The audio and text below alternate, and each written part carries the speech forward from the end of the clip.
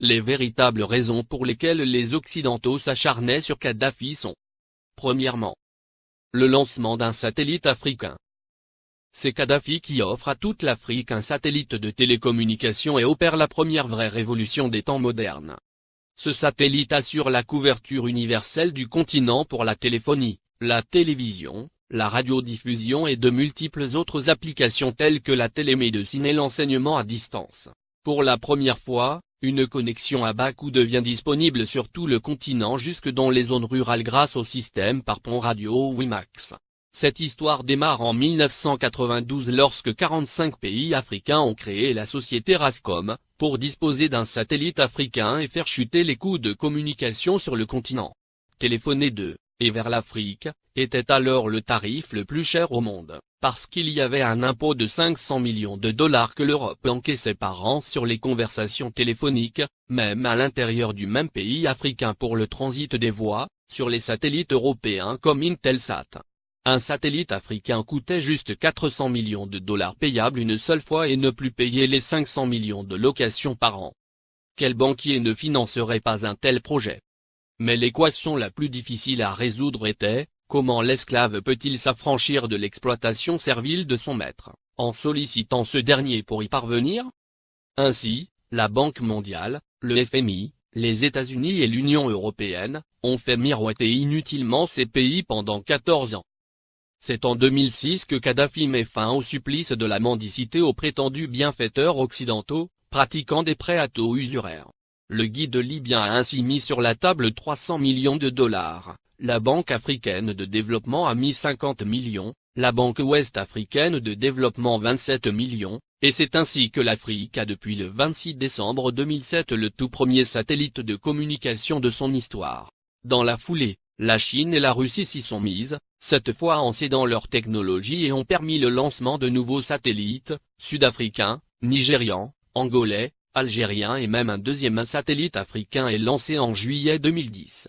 Et on attend pour 2020, le tout premier satellite technologiquement 100% africain est construit sur le sol africain, notamment en Algérie. Ce satellite est prévu pour concurrencer les meilleurs du monde mais à un coût 10 fois inférieur. Un vrai défi. Voilà comment un simple geste symbolique de 300 petits millions peut changer la vie de tout un continent. La Libye de Kadhafi a fait perdre à l'Occident pas seulement 500 millions de dollars par an, mais les milliards de dettes et d'intérêts que cette même dette permettait de générer à l'infini et de façon exponentielle, contribuant ainsi à entretenir le système occulte pour dépouiller l'Afrique. Deuxièmement, l'institution d'un fonds monétaire africain entre autres. Les 32 milliards de dollars saisis par M. Obama appartiennent à la Banque centrale libyenne, et prévus pour la contribution libyenne à la finalisation de la Fédération africaine, à travers 3 projets phares. 1. La Banque africaine d'investissement à Sirte en Libye. 2. La création en 2011 du Fonds monétaire africain avec un capital de 42 milliards de dollars, avec Yaoundé pour siège. 3. La Banque centrale africaine avec le siège à Abuja au Nigeria.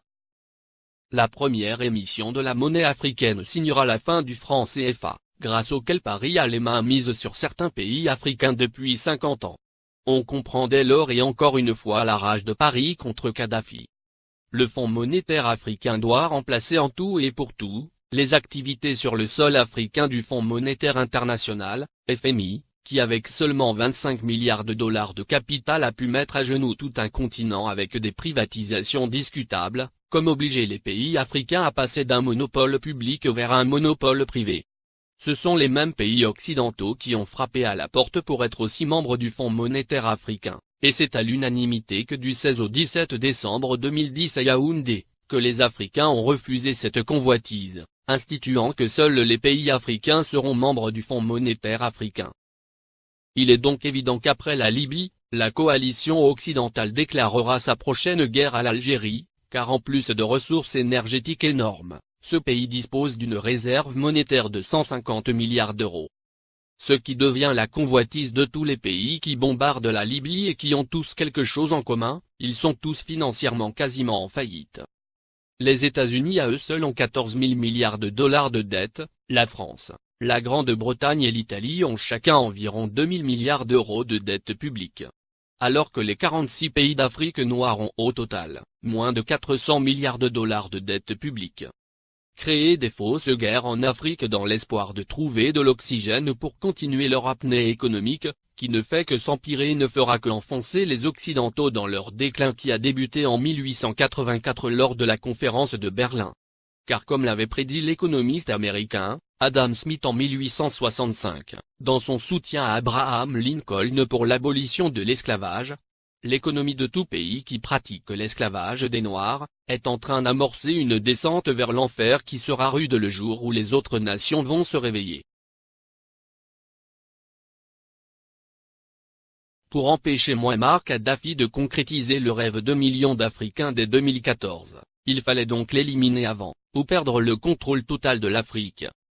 Voici toute la raison qui guida la France, les États-Unis, la Grande-Bretagne et leurs alliés dans leur campagne contre Kadhafi.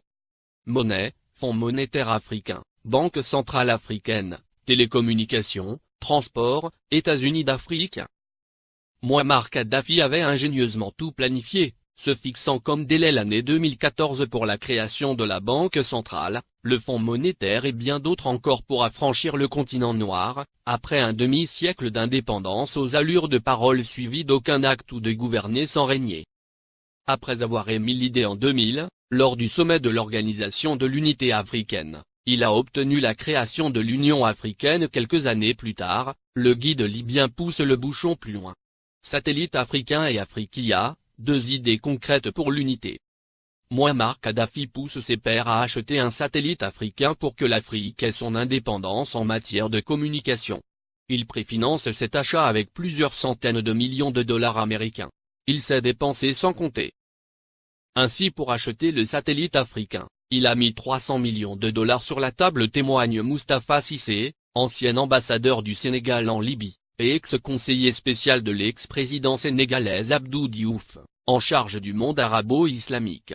Le guide de la Jamaïria libyenne offrit ainsi Rascom CAF 1, le premier satellite de télécommunication entièrement dédié au continent africain et ses îles.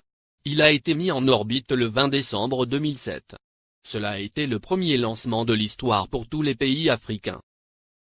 Kadhafi lance également la compagnie de transport aérien, Afriquia Airways, qui assure la liaison entre les capitales africaines et régions du continent. La compagnie offrait 4 vols réguliers entre Tripoli et Dakar, Abidjan et Le Caire, et bien d'autres. Beaucoup de gens utilisaient la ligne Afriquia pour aller à Paris.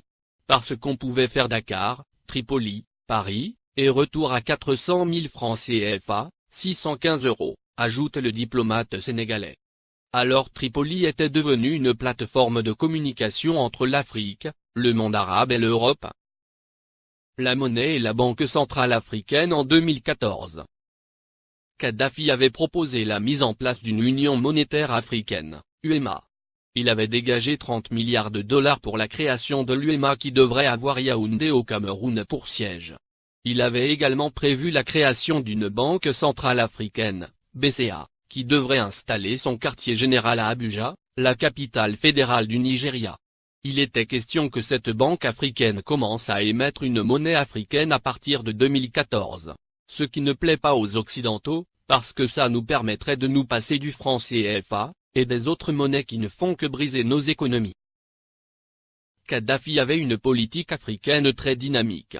Du Sénégal au Tchad, en passant par la Guinée, la Côte d'Ivoire, le Ghana, le Libéria, le Bénin, le Togo, le Nigeria, le Niger, le Mali, etc. Le guide libyen a investi des milliards de dollars dans les secteurs agricoles, hydrocarbures, hôtellerie et tourisme, et dans l'équipement. Au Mali, le plus petit investissement libyen est chiffré à 50 milliards francs CFA dans l'industrie hôtelière. Ces investissements libyens dans l'hôtellerie sont estimés à plus de 50 milliards de francs CFA, a déclaré Oumar Balatouré, directeur général de l'Office malien du tourisme. Plusieurs autres centaines de milliards ont été investis dans le secteur agricole. Pour les Maliens, Kadhafi est un homme qui s'est engagé pour la cause africaine. Le Conseil national de transition, CNT, est considéré au Mali comme un organe rebelle soutenu par la communauté internationale.